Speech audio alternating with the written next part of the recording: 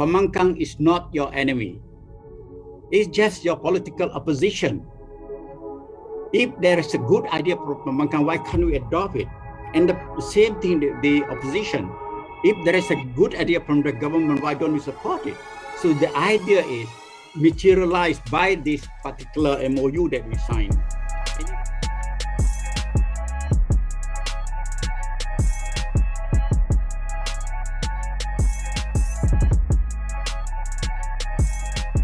I think just a few days after he was sworn in, of course, I think one of the first moves that he has made and make it correctly is that he invited the three opposition leaders to his office, the top three Pakatan Harapan leaders to his office, and they had a meeting.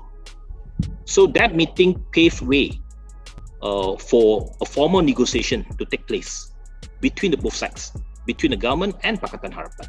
Of course, in the negotiation process, it's very important that we are prepared to listen. Both sides must be prepared to listen to each other. When there is a solid argument, then I think the other side has to accept it.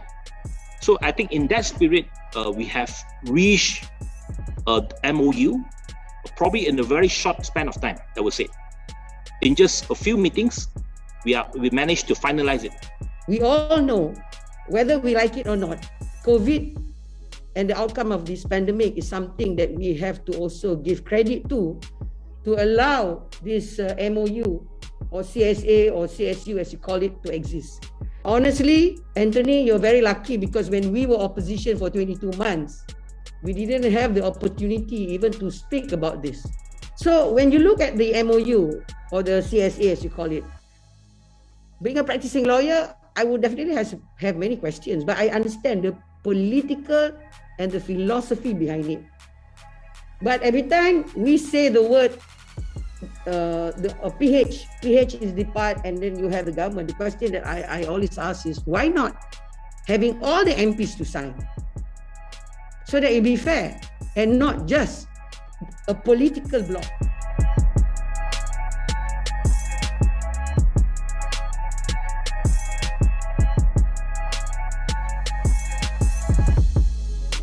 In the process of negotiation, we have put up many more demands. But in the process of negotiation, as you know, that there are two parties to it. You cannot achieve everything at one go. So, of course, there are some demands that we put up that it was not agreeable by the government side. But we bear in mind that if we do not get 100% of what we asked for, do we call off the deal? Do we break the deal? Our approach is that as long as we get the minimum things done, minimum things agreed upon, then we are not calling off the deal. We will proceed with it. So we are taking a more moderate approach to achieve certain things first. Let's see how this thing work out, and if we can have some sort of progress and some sort of achievement, then I think the trust of the public to this MOU will be higher.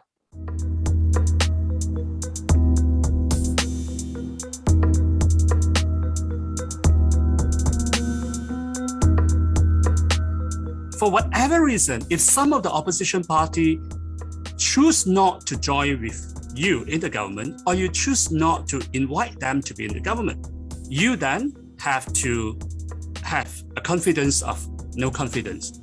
If they are kind enough to say, we'll keep you in power, we'll continue to challenge, check, and balance you without bringing you down. So I disagree with any party to put it down that CSA is the opposition surrendering to the government. No, it is not. It is simply an option for you to be out of the government, yet to keep the government in power because you do not, for whatever reason, you do not want to join the government or you do not want to have an elections.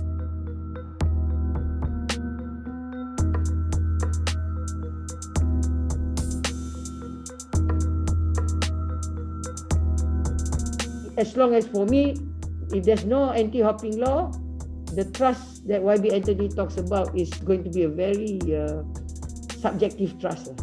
Because the anti-hopping law is basically the sincerity, especially of government and all of us MP. And I think that's achievable because it's only simple majority. You don't need 2/3 unless you want to amend the constitution in reference to Article 10. But at least the government is showing the second step next to the MOU that government is doing, which is there is an anti-hopping law supposedly on the table.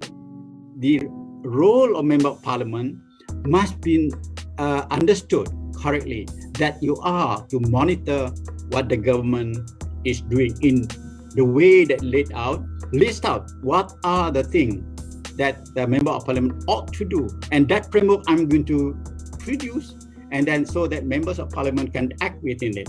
And the same thing with the tenure office prime minister, so that you didn't have to spend 22 years to introduce change.